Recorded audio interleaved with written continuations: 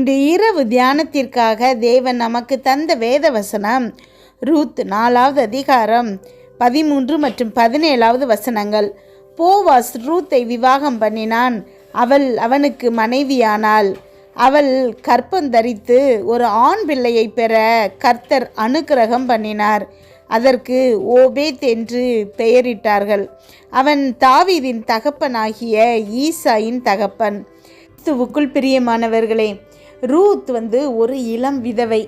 அவள் தன்னுடைய தாய் நாட்டை விட்டு வெளியே தன்னுடைய வயதான மாமியார் கூட வந்துட்டான். அவள் தன்னுடைய மாமியாரை ரொம்ப அக்கறையாக கவனிச்சுக்கிறா. அவங்கக்கிட்ட போதுமான உணவு இல்லை. வேலையாட்கள் சிந்திய கோதுமை மணிகளை பொறுக்கும்படி அவள் வயலுக்கு செல்றா. அந்த வயலுக்கு சொந்தக்காரன் தான் இந்த போவாஸ். அவன் ஒரு பெரிய பணக்காரன். அவன் தன்னுடைய வயலில் இந்த ரூத்தை கவனிக்கிறான்.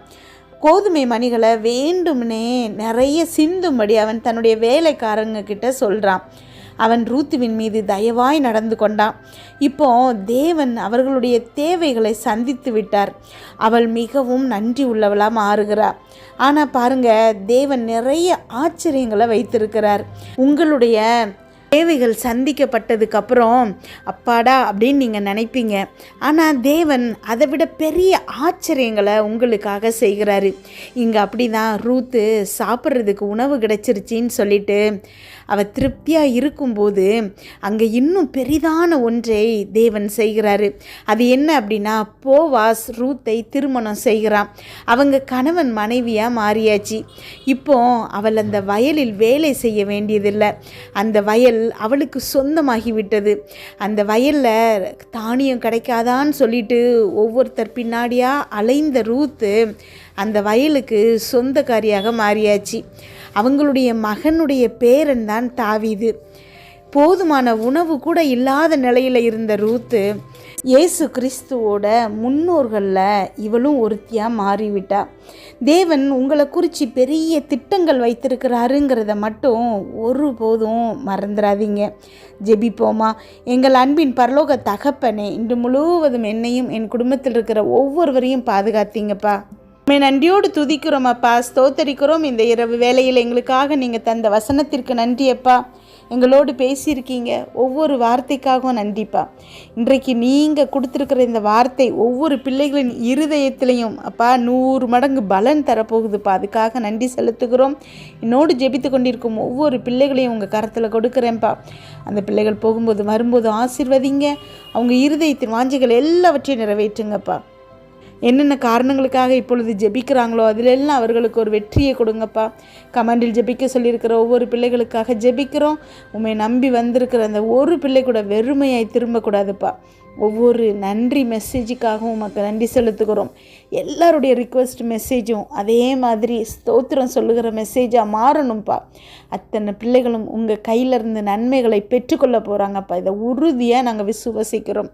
ஆமென். ஸ்தோத்திரம் அப்பா. அப்பா, இப்போ நாங்கள் எதிர்கொண்டுட்ருக்கிற ஒரு கஷ்டமான சூழ்நிலையை நீங்கள் அறிஞ்சிருக்கிறீங்கப்பா. என்னோடு ஜெபித்து கொண்டிருக்கும் ஒவ்வொரு பிள்ளைகளும் இதே மாதிரி ஒரு கடினமான சூழ்நிலையில் இப்பொழுது இருக்கிறாங்கப்பா. ஆமென். ஸ்தோத்திர ஏசப்பா. நீங்கள் எங்களை காண்கிற தேவனாக இருக்கிறீங்கப்பா. நீங்கள் நீதி செய்கிற தேவனாக இருக்கிறீங்கப்பா. உமக்கு நன்றி செலுத்துகிறோம். நீங்கள் எங்களுக்கென்று ஆச்சரியமான ஆசீர்வாதங்களை முன்குறித்து வைத்திருக்கீங்கப்பா. உம்முடைய சிறந்த திட்டங்கள் எங்கள் வாழ்க்கையில் நிறைவேறுவதாக. பரிசுத்த ஆவியானவரே, தேவனுடைய திட்டத்தை நோக்கி எங்களை வழி நடத்தும்பா. உண்மை நன்றியோடு துதிக்கிறோம் அப்பா. என்னோடு ஜெபித்து கொண்டிருக்கும் நீங்கள் ஒவ்வொருத்தரும் இன்றைக்கு தேவன் உங்களுக்காக பேசுகிற வார்த்தைகளை நன்றாய் புரிந்து கொள்ளுங்க. நீங்கள் உங்கள் வாழ்க்கையில் ஒரு கடினமான சூழ்நிலையில் இருக்கலாம். இப்போ ரூத் அங்கேருந்து சொந்த நாட்டை விட்டு தன்னுடைய மாமியார்கிட்ட வந்துட்டா. ஆனால் இங்கே சரியான வசதி இல்லை. சாப்பாட்டுக்கு யாரும் சம்பாதிச்சு கொடுக்கல.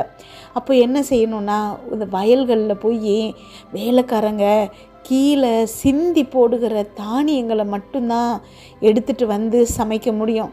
அப்படி ஒரு வேலையை தான் ரூத்து செய்கிறாள். ஆனால் அந்த வயல் எந்த வயலில் போய் தானியங்களை பொறுக்குனாலோ அந்த வயல் அவளுக்கு சொந்தமான வயலாக மாறிடுச்சு. பயந்து பயந்து தானியங்களை பொறுக்குன ரூத் அதுக்கு எஜமானியாக மாறிட்டா. அவன் நினச்சி கூட பார்த்துருக்க மாட்டா. சாப்பிட்றதுக்கு இவ்வளோ உணவு கிடைச்சதேன்னு சொல்லிட்டு அவ்வளோ சந்தோஷமாக தன்னுடைய மாமியார்கிட்ட வந்து சொல்லுகிறான். ஏன்னா அவளை பொறுத்த வரைக்கும் அதுவே பெரிய விஷயம். அதுவே தேவனுடைய கிருபையினால் தனக்கு கிடைச்சது அப்படிங்கிறத அவள் உணர்ந்திருந்தா.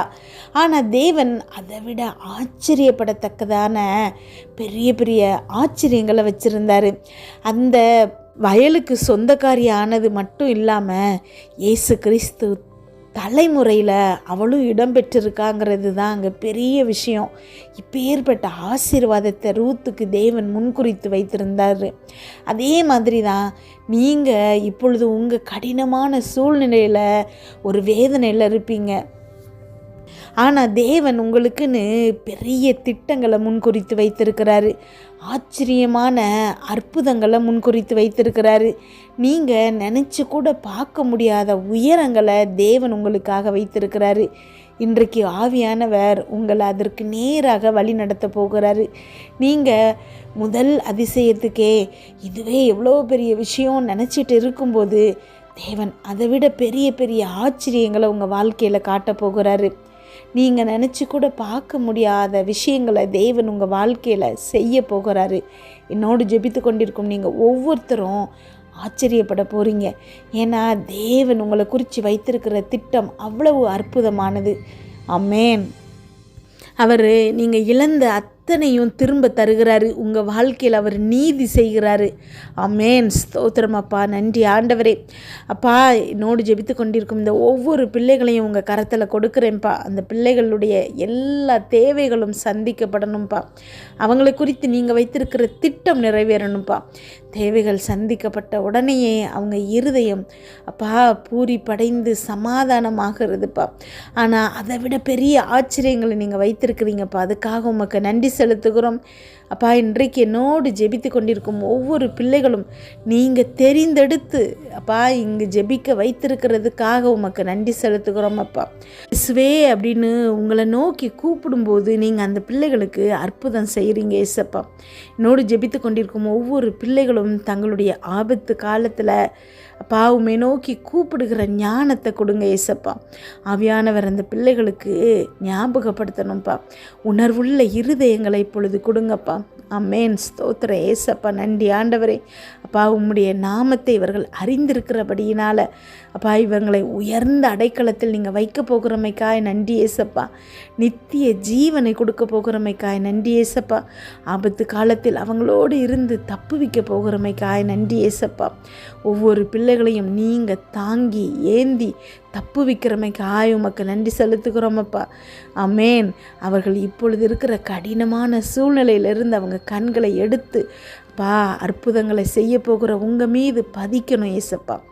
ஆமென். ஒவ்வொரு பிள்ளைகளும் இப்பொழுது அவங்க இருதயத்தில் அப்பா உம்மை நன்றியோடு நினைத்து அப்பா உமக்கு நன்றி செலுத்த அப்பா நீங்கள் உணர்வுள்ள இருதயத்தை இப்பொழுதே கொடுங்கப்பா. ஆமென். ஸ்தோத்திர ஏசப்பா. அவங்க முன்னாடி இருக்கிற பிரச்சனையை பார்த்து பயப்படாமல் புலம்பாமல் சோர்ந்து போகாமல் அப்பா நீங்கள் அவங்களுக்குன்னு வைத்திருக்கிற திட்டத்தை அறிந்து உற்சாகத்தோடு வாழ்கிறதுக்கு இந்த பிள்ளைகளுக்கு நீங்கள் உதவி செய்யுங்கப்பா. உங்களுடைய கிருபையும் தயவும் இந்த பிள்ளைகளோடு இருக்கட்டும். இன்று இரவு இந்த பிள்ளைகள் தூங்கும்போது சுகமான உறக்கத்தை கொடுங்கப்பா. நல்ல சொப்பனங்களை கொடுங்க.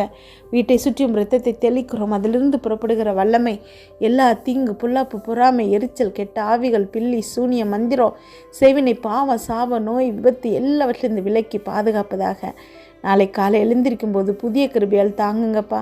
இதை கேட்டுக்கொண்டிருக்கும் ஒவ்வொரு பிள்ளைகளின் இருதயத்தையும் உம்முடைய கிருபையினாலும் சமாதானத்தினாலும் பலப்படுத்துங்க. இயேசு கிறிஸ்துவின் மூலம் ஜெபம் கேளும் நல்ல பிதாவே. ஆமென்.